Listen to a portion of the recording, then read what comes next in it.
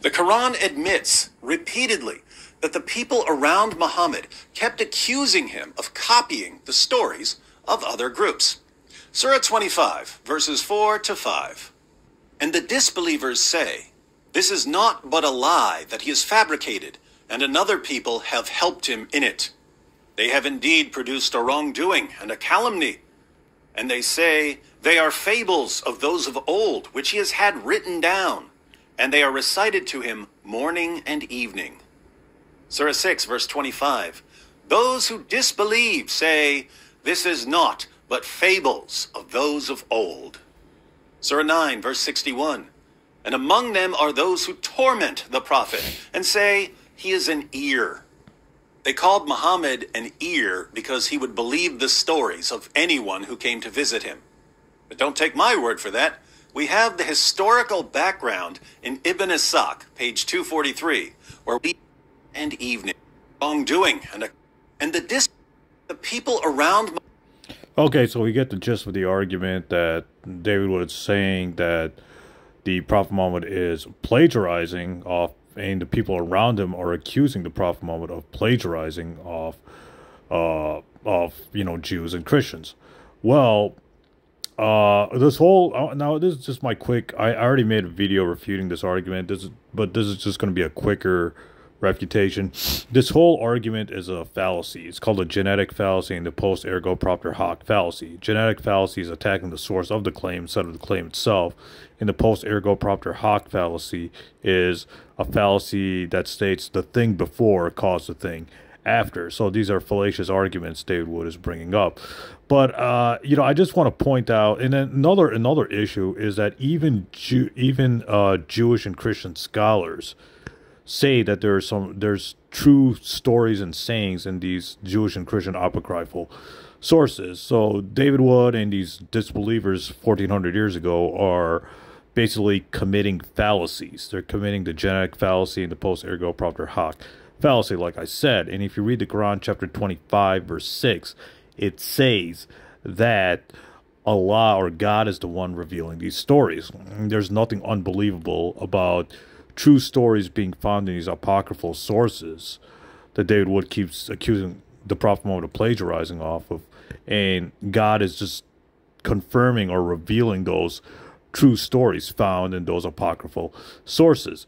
Another issue is that the inconsistency of David Wood, because if you read the book of Jude, and if you read the book of Jude, and if you read 2 Peter, etc., those sources copy off 1 Enoch. What is 1 Enoch? It's a book that's not in the canonical, it's not in the Old Testament that we have today. So whoever wrote 2 Peter and the book of Jude is plagiarizing or copying off of 1 Enoch. Yet we know that 1 Enoch's not found anywhere in the Bible, not found anywhere in the canonical, or not found anywhere in the Old Testament that we have today. So you have two options here. Either the writers of the New Testament are plagiarizing fictions, or there's some true stories found in, these Old Testament apocryphal works, and the New Testament writers are copying true stories found in these Old Testament apocryphal works. So you got two options here. So David Wood, of course, is going to go with option 2, that there are true stories that are found in these apocryphal works. So why can't the same be said with the Quran? You see, he has one standard for the New Testament, another standard for the Quran, and David Wood's not being consistent, because the same argument can be thrown back against the Bible or against the New Testament more forcibly. Now, those are just two examples. There are many examples of the New Testament copying off Jewish sources and copying off the Old Testament apocryphal sources, and these these Old Testament pseudegraphical works that are not found in the canonical Old Testament. There are many, many examples of whoever of the authors of the New Testament copying and plagiarizing off Old Testament apocryphal works. Time and space won't allow me to document all of them, but if you just look up, New Testament quotations of Old Testament apocryphal, you'll find many books and articles about, the writers of the New Testament copying off Old Testament apocryphal works. Okay, so just ignore that common historian thing.